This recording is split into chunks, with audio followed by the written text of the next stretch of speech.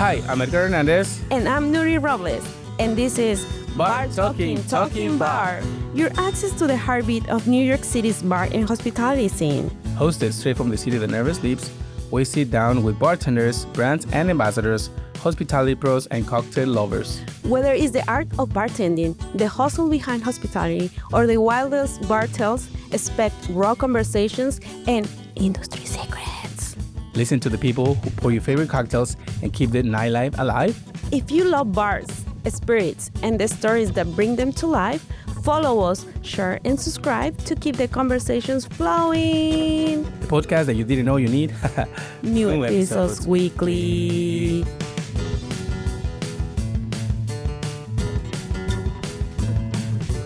Welcome back. I'm Edgar Hernandez. And I'm Nuri Robles, and this is Bar Talking Bar. You have to start with a smile, like they always say who we are. That. I live for this moment every time I listen to the podcast. Oh my God. Thank you. We love that. We love that you listen to us, and we are so honored to have you here today. Like we say, this podcast is dedicated for bartenders, brand ambassadors, cocktail lovers, and we have industry secrets. Yes. And today is not a secret, but since she's already on the camera, we're very happy and excited to have one of our friends, Beatriz Almeida. From Banzarbar in the Lower East Side in New York City. Okay. So, Banzarbar and Freemans. Yes. Let me say that. I love to add the Freemans because we are all a big family. It's on the second floor. Before we start talking about Banzarbar, we want to talk more about you.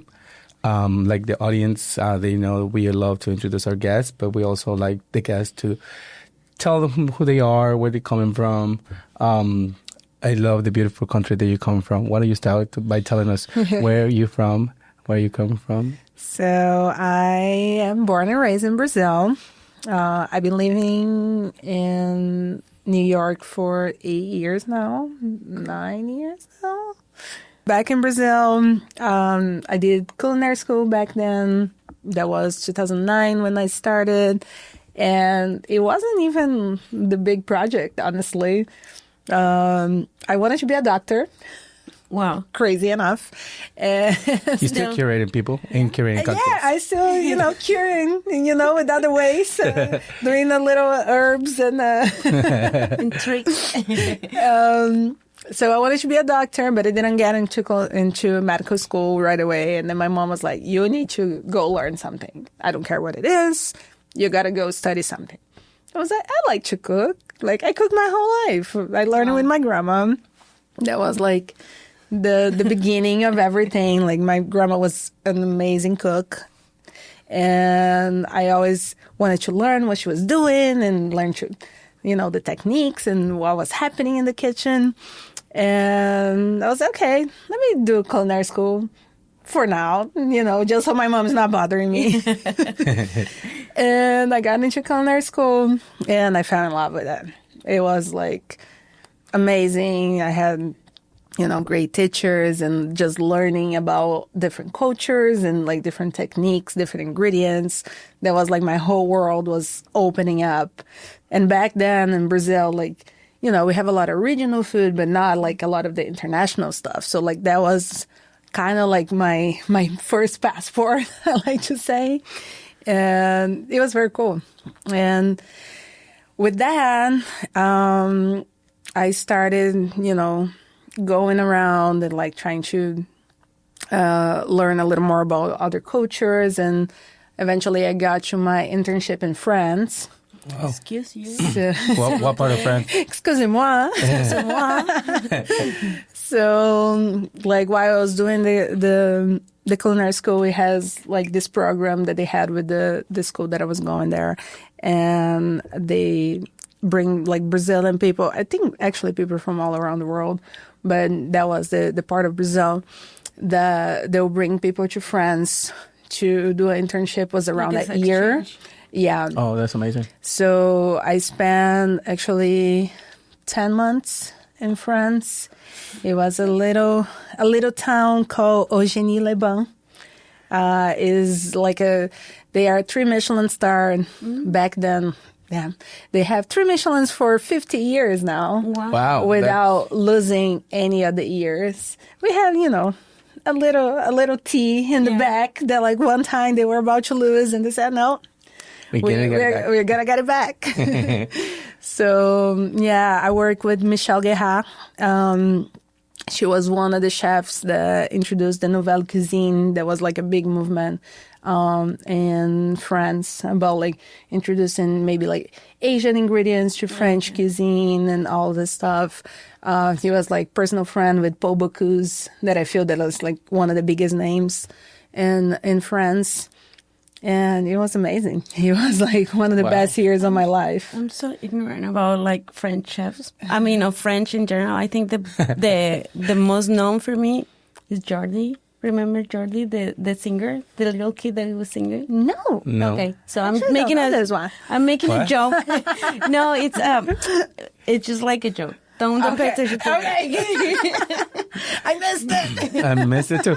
So you went as an exchange and you did 10 months in there? Yes. And so basically, like we work, and that was back then in France. I know that things are a little changed nowadays, but like we work from 8 a.m. to midnight, 5 to 6 days a week. Wow. That's It was intense. And that was like everyone. From the chef de cuisine. The chef de cuisine, he'll come in maybe at 10 right before service, but like he'll stay there until the last minute.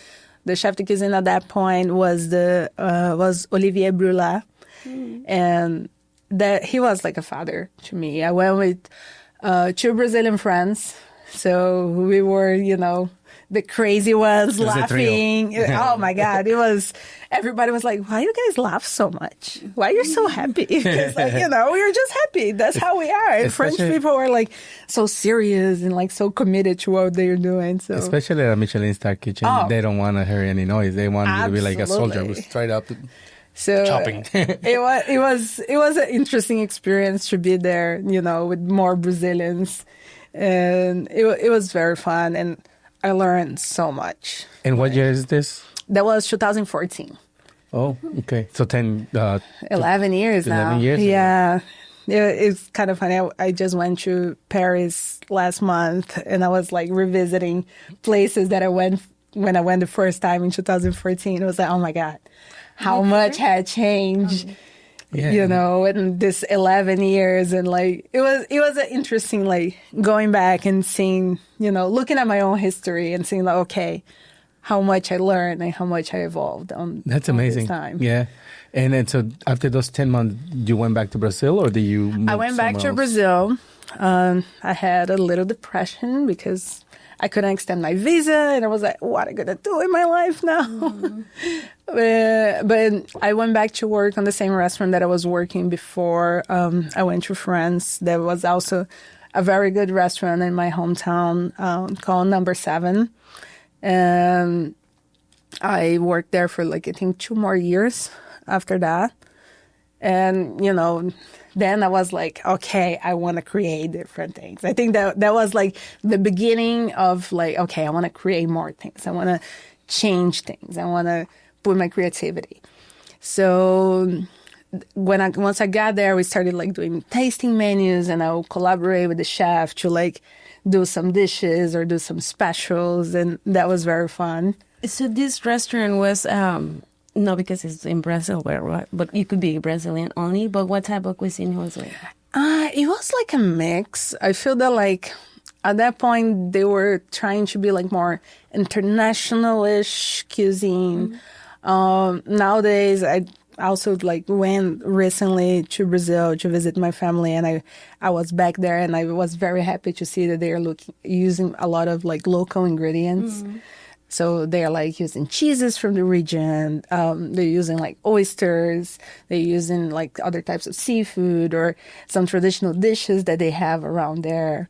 So it's kind of beautiful to see that they have like international dishes, but they're using a lot of local ingredients that I think is very nice. That's something that I cherish a lot, to like being local. Exactly. And, promoting the small producers around you. That's something that I always been passionate I think that's what about. a lot of chefs have been doing now for the last 10 plus years. Yeah. Trying to use local, especially, if you live in New York, but if you're there in Brazil, like local, like you said, that food that is normally kind of like home. It feels like home, but elevated in a way, I believe, Yeah, that was definitely the case. And like, honestly, I feel that like once I went back, we were just like, okay, let's have fun. Let's get all these things. And like the chef was really young. I think he was 2 years older than me back then. So we were pretty young and we were just doing like, running this restaurant. The owners had like fully trust on us. We're still friends up to now. And we still talk, and it's very nice to see how much they still grew after all of that. But it was just like, okay, let me get all of this that I loaded up with all these chefs that I work with in France, and let's put in like Brazilian ingredients or different techniques or like. Yeah, I was gonna ask you that, like, when you work in restaurants in the kitchen. You start as a prep and cook and you start moving around, right? And then you get the opportunity to be a sous chef. So it's the same? This is a little different. I feel that like in the kitchen that I work in France and same in Brazil, I feel that like we are much more part of the prep.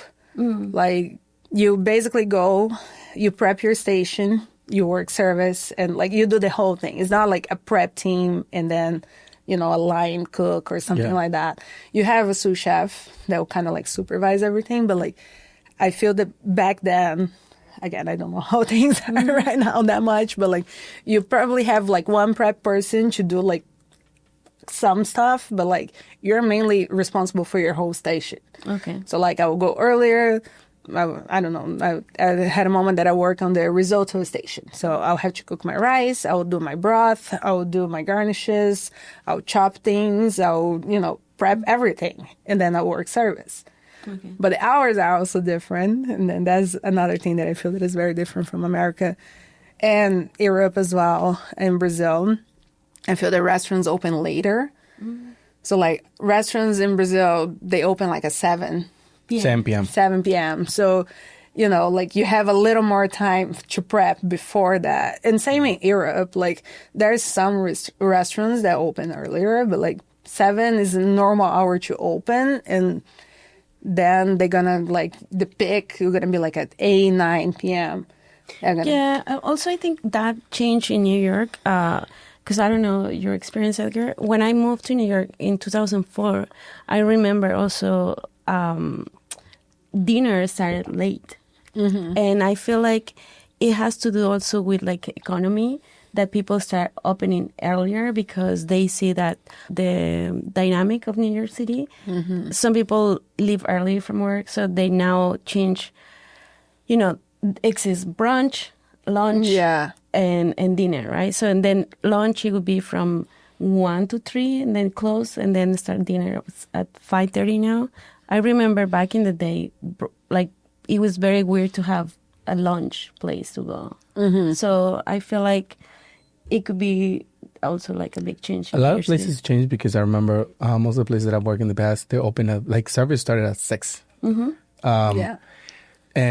in other places at 5. But it also depends on the number of reservations. I'm talking about probably 10, 12 years when they had not a reservation, like Open Table and all these things, they were not used as much as now with Resi and all these other platforms that you can just book something on your from your fingertips and have a place to go. It was just like, I want to meet with my friends at 7 p.m. We're going to go see if we find a table. Sometimes. But also like as a restaurateur, if your business is going to be busy at 7, you try to like accommodate and open earlier. So you're going to have more space. If you have somebody waiting for a table at 7 p.m., you don't want to have 20, 30 people coming in to have, filling up the restaurant and for the next 2 hours up until night. So you want to have those 2 extra hours, to have more of that real estate, in this case. But it depends, like New York, there are places that are open 24 hours. There are places that are only open for dinner, places that are open for lunch and brunch. And then also places that are breakfast. So some places are open from 7 to like 10. They do breakfast. Some places do 10 to like 1 or 3 o'clock. That's lunch, brunch.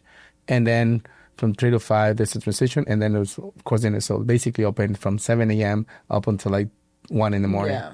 But I like the new term, Edgar, dunch. So it's going to be dinner with lunch. No, dunch is Dunch is don't take no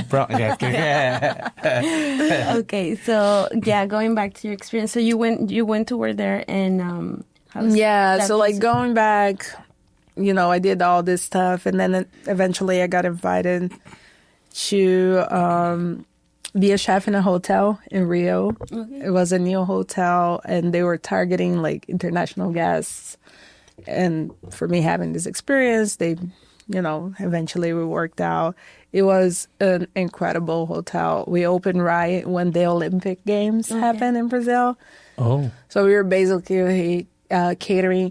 It was mainly American customers. So I think that's what was year this Rio? What was the Olympics in? It was 2016 in Rio. 2016. Yeah. You have like a little pecan, like how do you call it? The bird. That's the pet of the Olympics in Rio. Oh my God, I don't even remember what was the mascot. Yeah, creo que era un tucán. Was it? Like a bird. I don't know. I don't remember. Can't remember. I only remember watching the boxing matches because I love boxing. I didn't even watch soccer. It was crazy. Like the city was popping everywhere. Like I think I watched like one of the games. I think it was like a volleyball or something like that. And then I watched the ending. It was beautiful. I watched like in the famous Brazilian stadium, Maracanã. Oh yeah. It was incredible. It was like, oh my God, these people are so amazing. But you saw it live, or you watched it? I saw it live. No, I went to the stadium. That's a whole different experience. It was just watching it from your TV. You're like, yeah. It was incredible. It was my first time there, and then after opening the hotel, like I structure everything. Then I have a friend in New York that he was opening a Brazilian spot that sold tapiocas. That is like a Brazilian crepe. And he was like, do you want to come work with me? And I was like, sure, why not? Wow. I feel that like it's so funny. I have that adventure kind of like spirit. I love traveling. So cool. I'm always taking a plane. My friends have a joke with me. It's like, where are you going next? And sometimes I'm not even planning anything. And I was like, okay, let me think about it. That's cool. Today is Tuesday. I don't know. Oh, yes. Let's go tickets. Let's go tickets. I'm always hopping on the plane. I really love traveling. And I think like that's my adventure. And I feel that like traveling and living the culture where, yes. the places is completely different.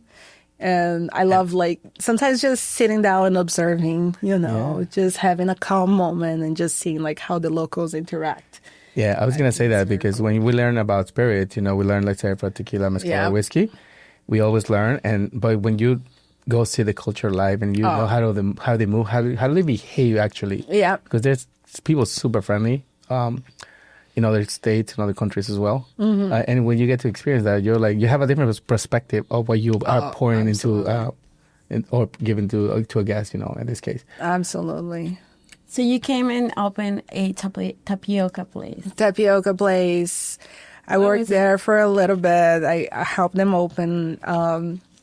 It was actually a funny thing. Like it was on the Lower East Side, and I feel that I've been trapped in there. Now I just accepted that Lower East Side is my spot in the city. And is the place still open? No, they had some. How can I say that? Some administration issues because they were very young, like owners that they didn't have like a lot of business plan and stuff like that. It's fine. They were fine. That's how the city moves. Places open, but, places New close. York City is like a brutal market to be in. You need to know your game and you need to plan. And like they were just like happy to open something. And they didn't really plan a lot, so it closed in like a year or so. Oh. That was sad. Like it was busy, but you need to have a better business plan to make things work in New York. Especially because here, which is very tough, is the rent. Yeah, and it's very expensive. And sometimes also owners that they don't have too much experience, they start like, having like. Sometimes people give away or free things. Yeah. And then you start losing money, under the table, and it's, everywhere. Yeah, I think it's a lot of factors, But, and then, so how long did you work in there? For like about a year, you mentioned? It was like maybe 6 months because I came already, they were open for quite a while. Okay. And then I was like, okay, this is not going to work out. I need to find another job. Yeah. What was the next one? So I was like, I didn't even know much about New York City back then. But what did I know? Michelin-Star. So I went to the Michelin-Star website and I started like looking at all the restaurants and sent my resume to all of them.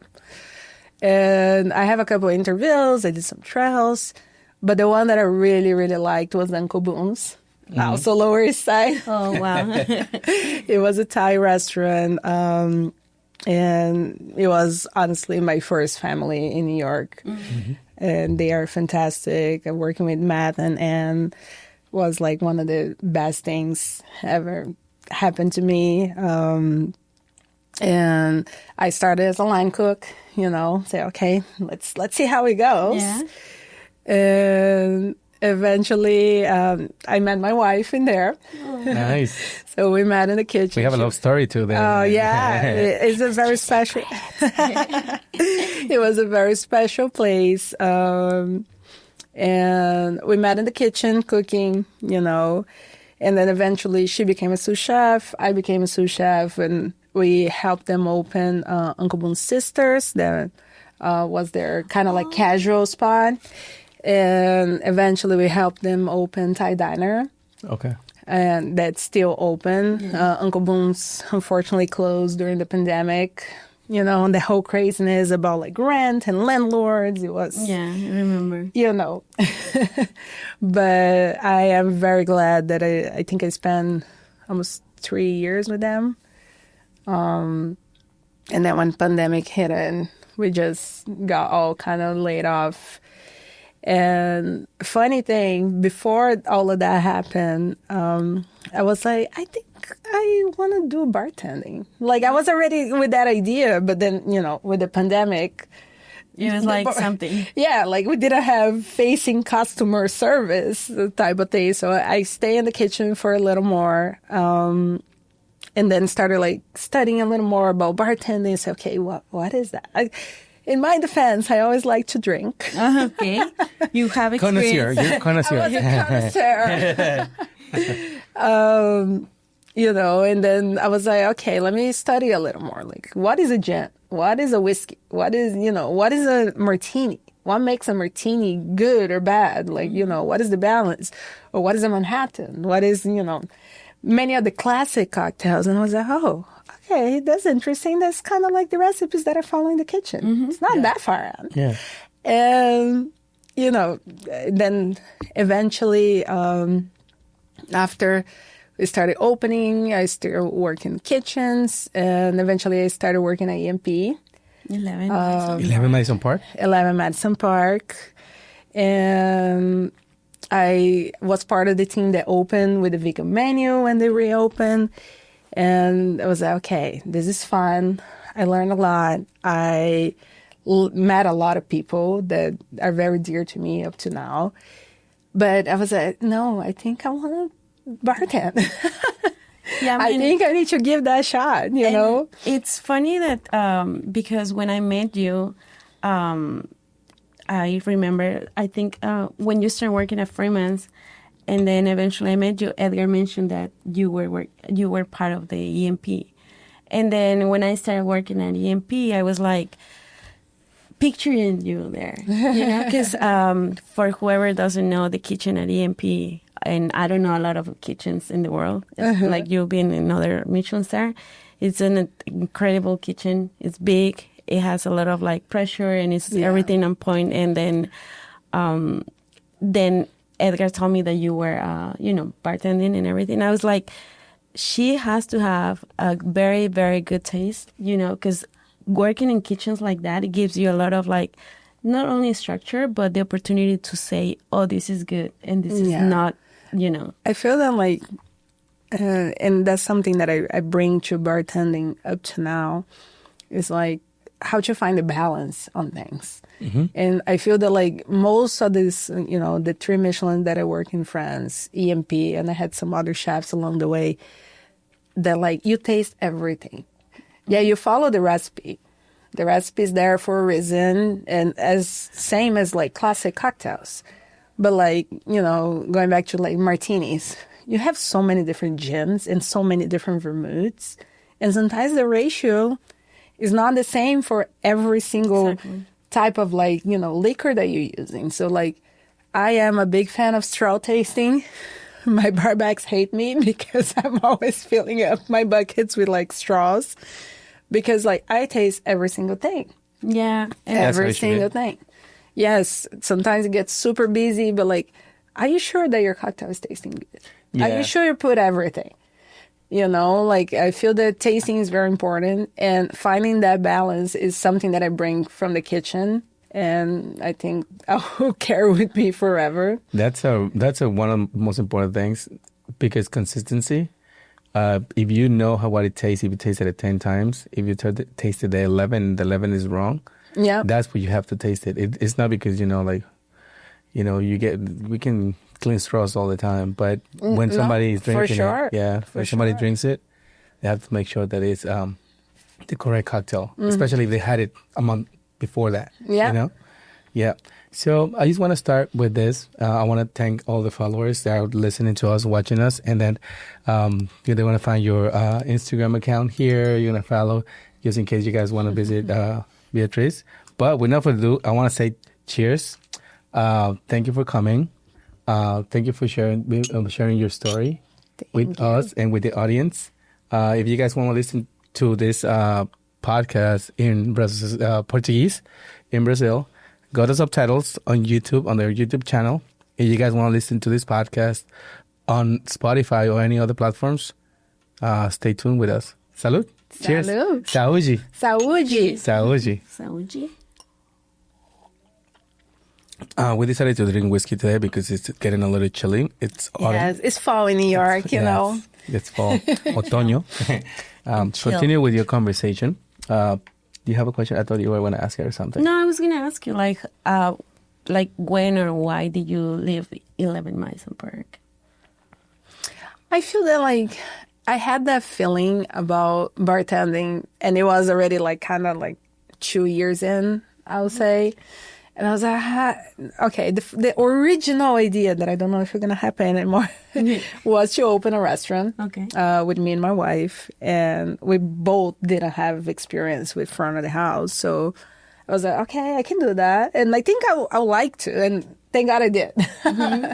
I think it was a good change. I feel that, like, it has to do with my personality, the whole, like, being interacting with customers and seeing the final thing. Like, I feel I worked in kitchens for 12 years before changing. So I was like, okay, I've done a lot of this. Not that I don't have anything else to learn. I think we'd learn forever. But I needed that little change. And the way of doing that was like, okay, let me switch to this other side and see what's up, see how it goes. And I honestly loved it. I feel that I started, working as a server, and then I'll bartend on brunches. Where went the next place? I work at a Dirty French. Oh, cool. Also Lower East Side. Yeah. I told you guys, I'm trapped. It wasn't even intentional, but everything that happened. Another Dirty French alumni. You know that Natalie from Juliet, she also worked there. Oh, I didn't know that. She was there for a while. Interesting. Yeah. So, yeah, I was a Dirty French. I was, like, working on the weekdays and then on the weekends. Because, like, weekdays, it wasn't crazy bartending. And then on the weekends, I would do brunches. So I was like, okay, let me do all the mimosas and espresso martinis I can. But that was interesting to, like, be behind the bar and started, like, learning about different brands. Started learning about, like, different ratios. Okay, how do you like your old-fashioned? How do you like your martini? How do you like, oh, can you, and some people say, okay, can you do something with mezcal? And I was like, okay, what can I do with mezcal? And I remember talking to my manager, say, he wants something with mezcal. I don't know what else to do. And he was like, do it old fashioned. I was like, oh, okay. And that was great. And I was like, okay, so we can, that was like when I said, okay, we can do different things. I'm a big, person following traditions. So classic cocktails are always my north. It's always like my first idea. And then say, okay, what can I change in here to make it interesting, to make it different, or to promote a brand that I like? That's kind of how I create my menus now. Mm-hmm.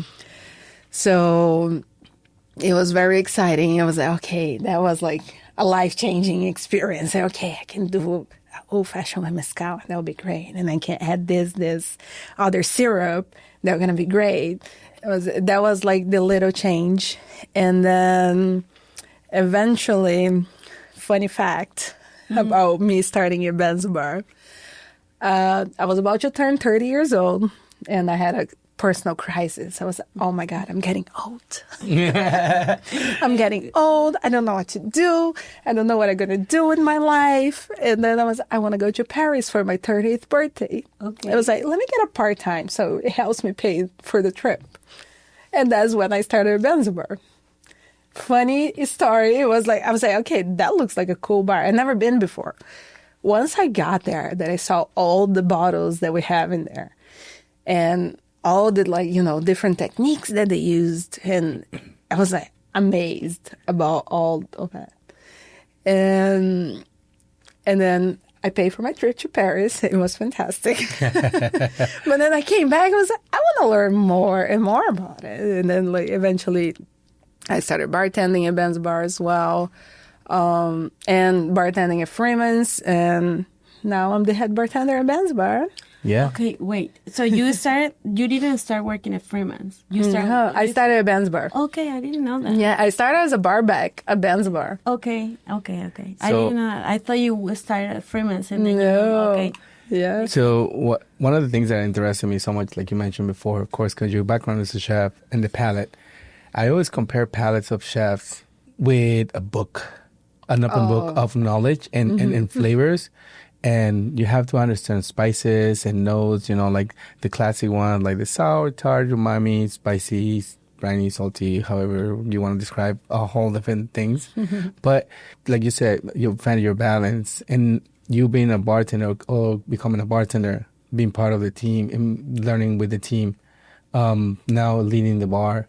What does this mean to you coming from a barback perspective? Do you think, oh, I'm going to be a bartender here one day, or I can bartend here and I can bartend in the Philippines because I already know what I want. I know my classic, like you said, so you can make those anywhere.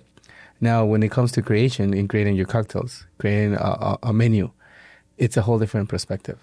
For sure. Like you see it differently. But going back to that, when you started as a barback, do you ever think of I'm going to be a bartender here?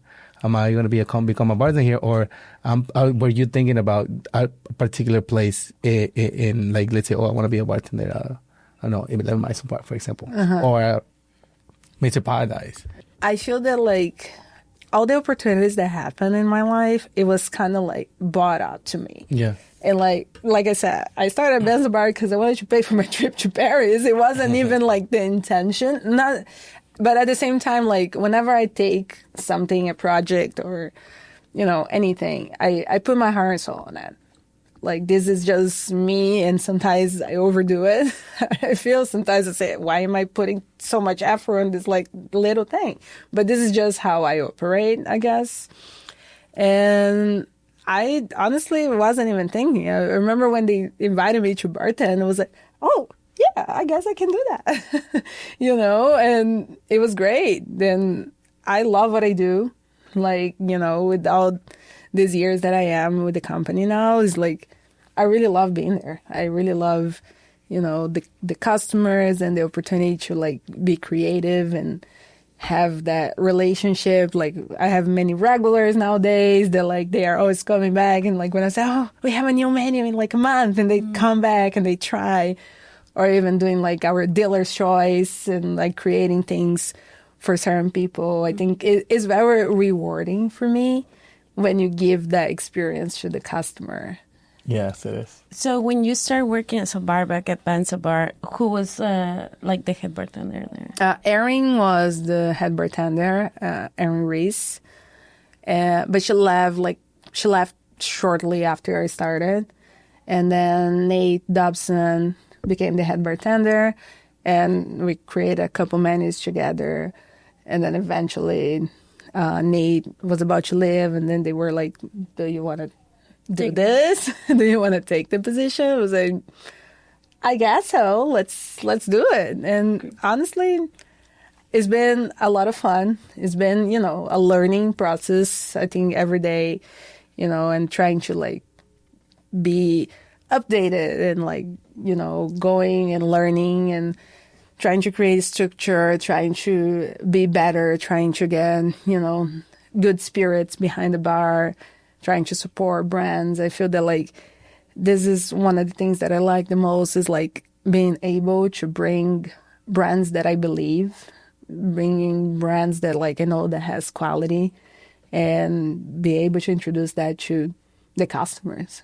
Yeah, and that comes with you curating your menu. Part of that is bringing stuff that you believe, like you said, and things that you want to work with. Yeah. Because part of it, like, I know you guys upstairs have baijiu, soju, and different things that not a lot of people know about. We talk about whiskey, we talk about mezcal, we talk about sotol, but people don't really mention baijius a lot, or soju, or sake, for example. Funny enough, baijiu is the most produced spirit in the world, even more than vodka and whiskey. But we don't know much about it in this side of the world because it's mainly consumed in Asia. But just having like the opportunity to learn about these flavors, and whenever I'm creating a menu and like we are developing everything with the bartenders, because the menu is also a collaboration. It's not just me. Like I assign drinks to everyone and kind of like a style. But it's like how you make that approachable. I feel that this is my biggest motto on the menu. It's like, okay, how can we make this very interesting and kind of challenging, but it's not something that the person is going to be like annihilated. Exactly. Like it's like I have no idea what I'm drinking right now. I say, okay, this is like a French 75, but you don't have gin, you don't have simple syrup. You might have a little citrus, but I might twitch a little bit. Like we had baijiu French 75 on the menu, maybe 2 menus ago, like a year ago, and it was one of the best sellers. So we have people coming back and saying, "Do you still have the How High the Moon?" It was the cocktail. And I think that made me very happy. It was like baijiu, it had guava, it had apricot, and sparkling wine. Oh, and sounds delicious. People loved it. Refreshing. Yeah, it was. I really love that drink. But I think, how can you introduce these spirits that are so different, so out of our range in our culture? And same with now I feel that Sotol is another one that has been kind of growing, but it's not a lot of people that know about. And we have fully based Sotol cocktails on the menu and say, do you know about Sotol? And then we introduce, we explain, because people are very familiar with mezcal, tequila, but Sotol is a new category. So you watch out because that's the next big one. And that's when we had the last couple of interviews. If you guys are watching and listening, go watch Steve and I'll go watch Carla Valenzuela. They talk about Sotol, what are the Sotols, where they come from, a little bit of the terroir and a little bit of tasting notes. And I'm happy you bring that to the conversation because Sotol is a big category now. Yeah. But the concept of the bar, it's also nautical. So incorporating different things, So let's explain a little. So Banzar, it comes from the Banzare, that is the British, Australian, New Zealand Antarctic Research Expedition. So that's what Banzar means. A lot of people ask that. And I feel that is our way to say that we are exploring flavors from around the world. So you're not going to be limited to a region or a style. It's Okay, can you make a martini with mezcal? Can you make a French 75 with baijiu? Can you make an old-fashioned with shochu?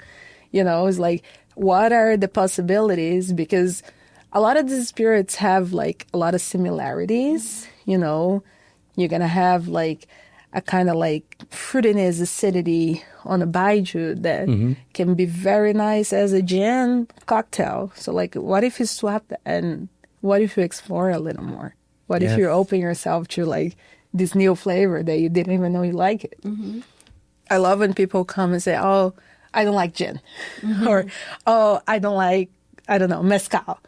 But, like, you don't like mezcal, you don't like over smoky, you know, spirits. There's so many mezcals that they have so many other flavors than the smoke. And people say, oh, I actually like this. And I think it's very rewarding for me to, like, have this reaction, say, okay, I teach you a little bit more that the world is not just like one thing. You can have a lot of other experiences with it. And I feel like this industry also gives you that opportunity because, like, now that you're mentioning these spirits or, you know, the questions that people have, it's something that it's been for forever, right? Like, probably 20 years ago, people were like, what is tequila? What is mezcal? Yeah. But then there is people that they probably like 5 years ago were in 21, so they didn't know or they didn't drink. Yeah. So they go to bars and now they are exploring, you know, whatever it is in the bar. And then the bartender has the opportunity also to teach them. And then you start like going to other bars and then you have another bartender who has also different perspective on their program, and then you learn from everyone. It's also important that you mentioned the history about what is the name for it and mainly what is related to the program. So the audience, they can know what it is. And can you also explain how big is the place? Because that's the beautiful So Banzar is inside Freemans restaurant. So at the end of the alley, the Freemans alley in the Lower East Side. And we are a 23 seats little bar. A lot of people say, oh, you're like a speakeasy. No, we have our name out the door. It's just kind of hard to find inside a big building. But, you know, we are open to everyone. And I feel that the biggest thing, going back about like the whole like learning process, you know, for customers, I feel that since I started, and that's something that I keep, and I feel that the whole team has that same mentality, is like to explain things to guests. You know, I feel that like a lot of people get very intimidated with a lot of like, you know, different liquors or like different techniques. Like the other day I had a girl who was like, do you know how you clarify the milk punch? And I was like, yes. How technical are you gonna get? Because sometimes like I'm speaking in like very technical terms and people are looking at me like I have three eyes. It's like you're a doctor trying to explain how to do surgery. So sometimes I was like, have you ever seen cheese being made? You know, it's the same process, but we add some booze to it to make it taste good. And, you know, you're gonna feel good when you're drinking it. But then you can get like very technical about like curdling the milk with the acid, and the milk needs to have like a certain amount of protein, doesn't need to be dairy necessarily. You know, that's so much that you can go dip on the techniques. But like just the fact of like making it approachable to guests is like my main goal. We have all this, you know, very complicated things, but people are there to have a good time. Exactly. Especially if they're on a date, you know. They want to have a conversation. Or you're having like, you know, you're on a date or you're like hanging out with your friends. You're there to have a good time. Or even though sometimes you're in a very bad day, you come to the bar to have a drink and relax. That's what I will do. Exactly. And then, you know, you just want to chill and you just want to understand what you're drinking. And I feel that like this is one of the big things about the team is like, okay, let's, you know, educate a little bit, but make it approachable. Yeah. Make it simple. Yeah. Also letting them know what they're drinking. Yeah. Because like going back to one thing that you said, the classics, and when people like to do, like let's say somebody shows up and they only drink old fashions. I want an old fashioned. This is what I drink. This is what I've always been drinking. But when they open to explore different flavors, and you mentioned, hey, I have something very, very cool that it's a variation on an old fashioned, but with different flavors. Would you like to explore them, or would you like to try it? And then people are something like, okay, I'll give it a shot. You know, and when they drink it, and they always ask you, what's in it? So it's when you can disclose all the ingredients, all the information that you have. And then you make that connection with them, and they come back. Like you say, you build your own regulars, and that's the reason, because you tell them what's in there. You give them a great product, you give them a great drink, and you build in this interaction, at least for a couple of seconds, but it's something that is gratitude. For sure. Like, I had many experiences that, like, I go to a bar and like, I see a description, you say strawberry. Strawberry can be so many things. Is it strawberry amaro? Is it strawberry fruit? Is it strawberry powder? And learning and understanding what you have in, I think is so important. Like, I don't know. This is a personal perspective, but I can also see on the customers is like, okay, people want to know what's going on. Especially if you go to this kind of bartender. And so how do you start working at Freemans then? Oh, because I was already working at Banzarbar, and then they needed a bartender at Freemans as well, and I took the position. That's when I left Dirty French. Okay. Yeah. That's when I was like, I'm gonna steal it. I'm still Yeah. And in all these, years in New York, have you seen like, what were your experience in like changes, or like, do you think hospitality has been the same, or? Oh no, it definitely changed. I feel, we have these newer generations, like I said, like people were born 21 5 years ago, and now they are, and I feel that this new generation has a different interaction, especially with alcohol. I feel that like, we had the whole world of social media. So like the visuals are very important at all times. Everything needs to be, good for photos, good for Instagram, or, posting and interacting. And this is a personal view about, I feel that sometimes I feel that places lose the flavor in order to be pretty and be, a spectacle. And this is, what I try to do at Banzarbar is like, okay, how can we be pretty, but we're going to taste good. This needs to taste good. It's not just, the visuals. And I feel that like this is a big change that I've seen in the industry that kind of concerns me, honestly. It's like, okay, it looks incredible. I did 3 videos of it. When I tasted, it was okay. Or it wasn't. Or it wasn't. I'm being kind here. But I'm trying to be kind here. One of the things that I feel like changed also the game in bars is when chefs start going to the bar, because then you start bringing, techniques like clarifications and bring another flavors that sometimes, you can be a bartender for a long time, but then you don't realize, like, we have other guests also that say that, I never thought that I can use vinegar. It would be like weird, sure, right? But yeah. But then the other part that also is changing, I feel like, is that the non-alcoholic or the low ABV cocktail world, and it comes with like the new generation as well, right? Yeah. So in that sense, I feel like in the beginning when this started happening, like the change that I saw, I was like, okay, so before, if you go to a bar and you said, I'm not drinking, you will get like a cranberry juice, a pineapple juice. But then when this movement started, it was like, okay, you're going to pay the same amount as a regular cocktail. And I was actually kind of like surprised, because I said, like, well, but, there is no alcohol. Why are you charging me the same amount of money as a cocktail? And I was very unfair, because I was like just thinking about, I don't want to pay that much, right? But then I learned, and I appreciate you guys, that when you create a non-alcoholic cocktail, it's the research, the that you put in, you know, like what I'm going to put in this cocktail that is not just juice, right? The amount of time that you also spend preparing, you know, your cocktails, and definitely to bring the experience that, okay, you don't drink alcohol, that's cool, but also you're going to, you know, enjoy this beautiful cocktail in this beautiful glass, and we can also use this big rock. So it's a cocktail. It just doesn't have alcohol. It is. And honestly, I remember the first no alcoholic spirits I tried, they were rough. They weren't good. I'm not going to lie to you. And I feel that like the companies are definitely upping their games.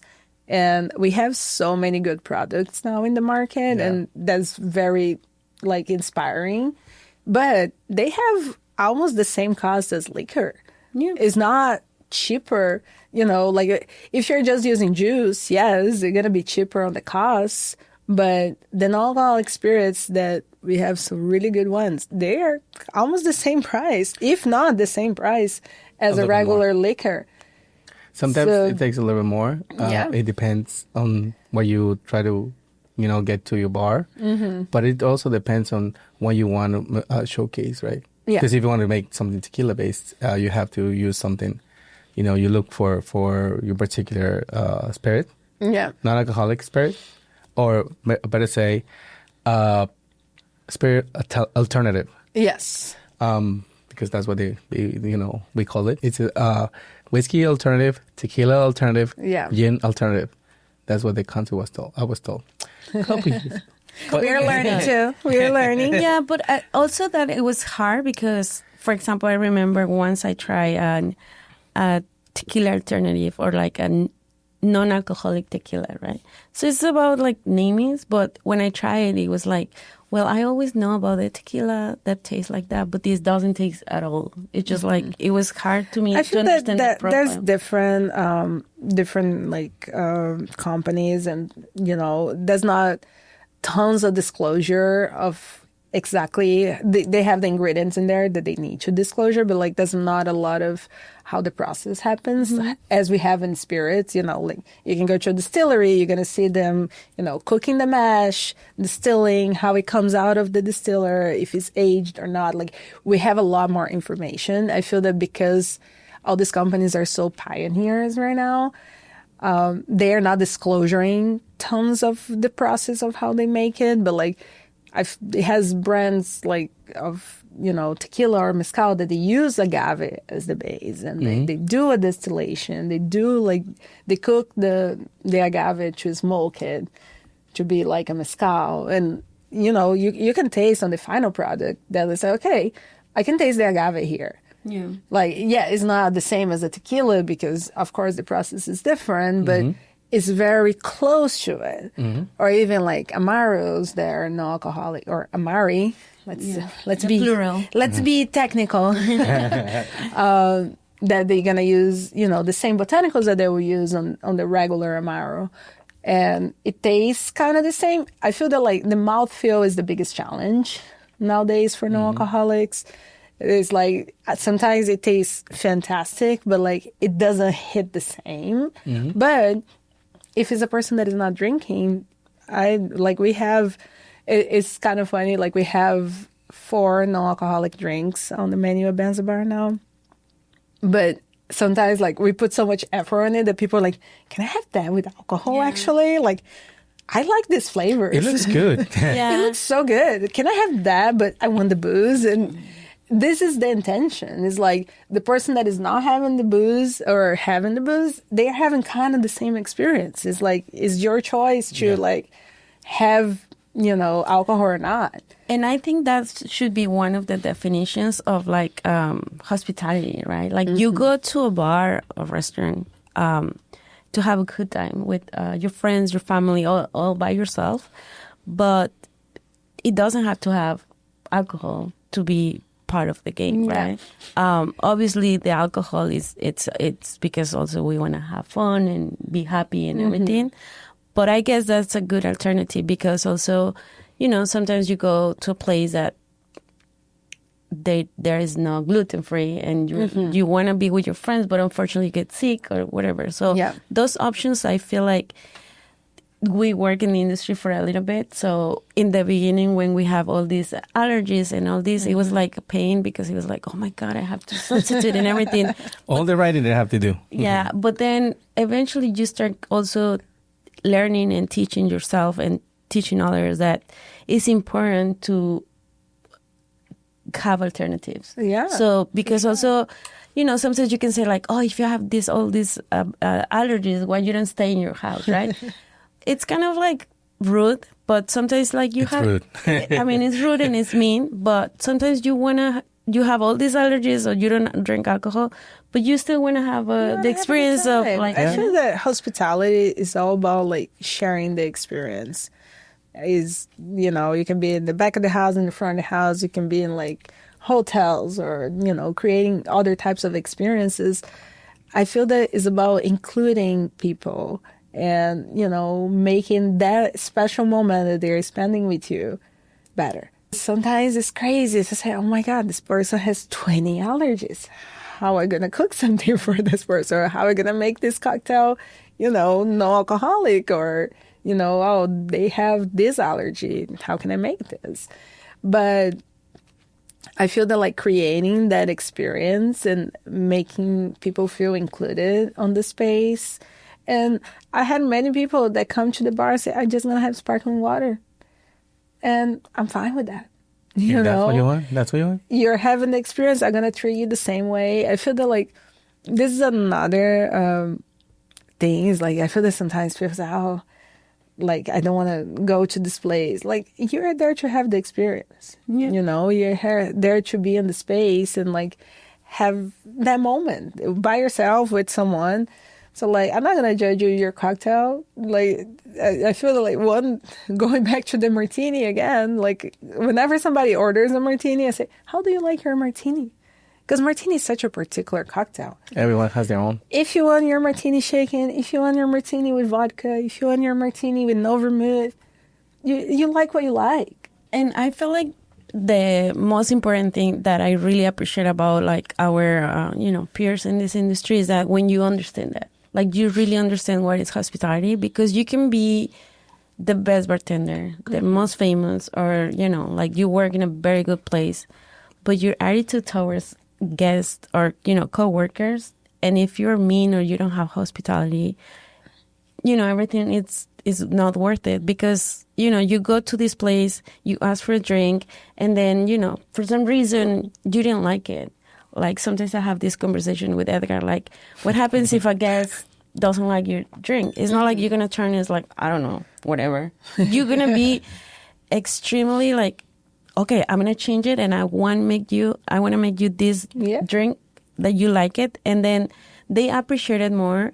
And then you have this very famous, I mean, not famous, but you say it all the time, that if you do something bad, the person is going to tell it to 20 people, right? If you do it something, no. Yes, that's if you're doing something wrong, people is going to tell 20 people. If you do something right, they're going to probably tell 3 people, right? Yeah. So those people who knows that you're doing wrong things is going to be bad for your business. But my point is that it's good that you have that mentality of like, whoever comes to your bar, you want them to feel included, happy, and enjoy the and to have a good time. Yeah, have a good time overall. Yeah. Overall. I feel like, trying to introduce these new spirits and stuff, sometimes people don't like. But you don't like. You're here to have a good time no matter what. Yeah. So I think this is one of the big things about, and like, I think that's another big difference in America. I feel that like, we have a different type of hospitality in general. Like you go to Europe is a whole different scenario. Yeah. Like the way they have their hospitality is, a lot of divisions of luxury hospitality, and then like, the regular thing, the regular day to day. I feel that New York is very different, very special on that sense. Like we take care of customers. I know that we have the whole like tipping system that is different, and a lot of people work for tips, but at the same time, I feel that people are truly genuine most of the time. I'm not going to say that we all have good days all the time, but like I feel that it has a lot of people that find, that kind of like key for hospitality, to being hospitable. And I feel the hospitality in America is really good. Yeah. And going back to your first part of your history in hospitality, now that you're a bartender in New York City, your mom is happy. It's so funny. I feel like I changed so many times. Like, like I say, okay, I want to be a doctor, and now I'm a chef, and I feel that I am very passionate about everything I do. So my poor mom, her heart, is always like, okay, now she's a chef, and now she's happy here, and say, I want to go to France now, Mom, and okay, now she's in France, and she's loving everything there. Oh, you know what? Now I'm back in Brazil, but yeah, I like this project now. Yes, I love this. And like, I feel that like I'm always very like intense with what I'm doing at the moment. And I say, okay, yes, I'm loving. No, I'm not liking it anymore. Now I'm gonna go to Rio. Oh, yes, it's amazing. Oh no, now I'm gonna go to New York. And it's like I feel that my mom, she learned how to. Okay, she's happy for me, but she is kind of like, okay, what will be the next step? This crazy lady we're gonna find. What is the next move? So yeah, I feel that she's very proud. Whenever she has friends in town, she was like, go to my daughter's bar, go see it. That's amazing. And she's been here a couple of times. She's been to Banzarbar a couple of times, and she likes it, and she doesn't drink a lot. It's very funny. My Next time I'm going to make you drink. My mom is a lightweight. The poor thing. She sees me drinking. She's like, where the fuck it goes? Where is it going? Yeah. This lady is very strong. But I usually finish her cocktails, so at least she can try some different ones. Nice. Well, now that you're saying that, would you like to send some shout-outs to your people, or would you like to send some shout-outs to your mom, to your friends in Brazil? Yeah, I was actually FaceTiming her. The Brazilian accent comes out. I love it. I was FaceTiming her on my way over here. I said, oh, Mom, I'm going to be on a podcast. And she was yeah. Thank you for coming to enjoy with us. And we are so honored to have you here tonight. And as we're going to be, wrapping up, we want the audience to know your Instagram handles. If you want them to reach you, if not, they can also follow Banzarbar. Yes. They can go to Banzarbar or make a reservation because, it's just we've been kind of popping, and we are a tiny bar, so definitely recommend a reservation. Sometimes you'll be lucky to just walk in. Banzarbar. Just the Instagram is Banzarbar. My personal is Beatriz Almeida, and 6 underliners because 6 underliners.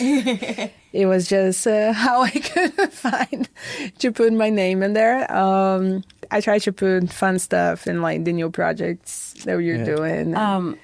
Before we wrap up, I have this question actually. Yes, of course. So I know that your wife also works in the hospitality, and like she's a chef, and you're now in the bar. So how you manage your schedules, like the relationship? Yes, it's kind of funny. I feel that we never had the same schedule. Like when we were both sous chefs, she was a sous chef in the morning and I was a sous chef at night. And I feel that she started working in the morning and I went to night and vice versa. I feel that like we never had the same schedule. But I feel in a relationship, you need to find time to prioritize. So at least, on our days off, if I know that she's home in the morning, I would try to like have breakfast, try to, have lunch, or at least, once a week, we're going to have a date night that is like ourselves. It can be laying down on the couch and watch series, or watching memes on the phone together. But like, it's the moment that we're going to be together. I feel that prioritizing a time alone is very important. And it took us a little while to find this balance, honestly, because, you get involved in like, okay, and now I have this party, and now I have this event that I'm going to work, and now I have this new project, now I have this new menu. So like I feel she has the same dedication as me. So we're always, you know, like something new is happening and like we're going to put our heart and soul in that. But I feel that it's very important to be there for the person that, you know, is supporting you every day. And that comes also like, you know, because you said that you work for many years as a chef. With the bartending, which I love that part, is that you get to know, obviously, brands. Yeah. Also, you get to participate or, like, you know, going to conventions, especially, like, the big one that everybody knows and probably a lot loves, Tales. Yeah. So, where, like, I know that you participate also in Speed Rack. Yeah. So, what means for you all this experience, like, the new... I mean, I know you've been bartending for a little bit, but it's different in the world. How do you see Oh, for sure. I feel that bartending is a stronger community. Like, I feel that in kitchens, you know, you like the people that I work in the kitchen with, they are my best friends up to now. Like, we don't see each other very often. Again, the schedule is always kind of crazy, but is a stronger connection, but like is more close, I would say. So like, you know, I'm friends with the sous chefs and they come to my pop-ups. We did a pop-up at Banzarbar and like all my team from Uncle Bones came over. Jasmine it was very cute. Who? Jasmine? Jasmine wasn't there. Oh, Jasmine. Okay. Jasmine. Jasmine. Where were We you? miss you. Yeah. We miss you. No, she's living upstate now, so it's kind of harder for her to come. We're going to say hi to Jasmine. And I feel that like the bar, first of all, we are doing a lot of parties all the time. So like, you know, it's kind of fun to go and see your friends and you're partying and you're drinking. But I feel that it is more open, you know, like to be part of the community and like you have like this brand or even when I was in the Head Bartender, I feel like, of course, I have a lot more invites now because the brands want to be in the bar and we also support them. So, you know, it's exchange. But even when I wasn't a Head Bartender, it was, you know, like you're invited to parties and you are hanging out with like this very experienced person. Like I feel that the connection on bartending is a lot, I don't want to say easier, but like it's a lot more open. Okay. And I enjoy it very much. You know, who doesn't like to party, right? I don't party. I do it for research. Well, I'm glad that you are, you know, happy with, like, in this industry and your new chapter. Hopefully you tell us more if you're planning to do a new, different chapter. But definitely one of the big things for Edgar and I in this podcast is that bringing stories like yours that, you know, you're not just a worker, you're a person and you're sharing your stories. And probably some people will be here for like, you know, learning that you know how to cook and that now, oh, that's why I trust her because, you know, a regular can see this, your regulars, and says like, oh, that's why her cocktails are super cool, right? Because you know what you're doing and the community that also supports that, you know, going to another bars and then you have the opportunity to be friends with other, and like right now, like I told you, like the Speed Rack, I think is one of the cause also, but the community that brings together. And no, that's very special. Like I did Speed Rack for the first time this year, and it's so amazing. Like the community that builds, you know, it's all women bartending. We just had like a kind of spin-off competition a couple of weeks ago, and it was all my girls. You know, like I feel that it's just a feeling like we become instant friends in a way. Just to be there for each other during the process because cheering each other. It's nerve-wracking. It's crazy. I was like, oh, it's just bartending, you know. And it is. Like, at the end of the day, it's just bartending. But, you know, I feel that, like, it puts you in perspective of, like, your beliefs about yourself, your beliefs about everything. And I didn't even make to the stage this year. But next year... Let's see. See how it goes. I'm already starting to train. But I feel that, like, just being there for each other and, like, cheering each other up during the prelims is already, like, such a strong connection that we create. That, It's a good environment too. It is. And, at the end of the day, and I think that was like a very beautiful thing too. Before they announce who is going to the stage to compete, they say that like, okay, remember why we are here. We are here for a bigger cause. It's not, yes, of course, it has the whole visibility and, all the good things about winning the competition, not taking that away. But like the main thing is to like raise money to A good cause. to treat breast cancer, Yeah. and to how much money they raise in all these years and how many people they helped with the event. Yeah, and especially this community that before used to be, without being disrespectful to men, but it was male,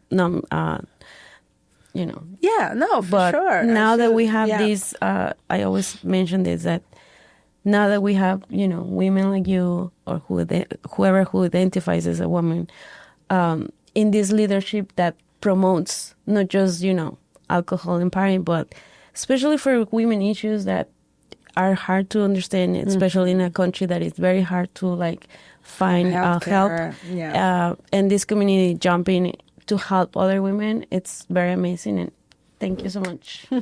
So we're very proud of you, and very happy to have you here, and definitely. So we're wrapping up, and whatever you're doing next, the best wishes. Edgar, you want to say something? I want to say thank you for coming again. Oh, thank you for thank having you, Nuri, me, for guys. another night, evening, day, however time they're listening to us or watching us. We're going to invite you to subscribe, listen, obviously, share, comment. And we're doing this for the love of the industry. But also we have a link over there if you want to buy us a coffee. You can also find a place on Buzzsprout to donate. Yeah, to buy whiskey. But thank you so much, guys. Audience, thank you so much for My watching. audience is right there. Isn't our audience? Oh, audience. Hi, audience. We'll see you next time. Thank you and have a good day. Night. How do you say goodbye in Portuguese? Tchau. Até logo. Até logo. Até logo. Macaninha.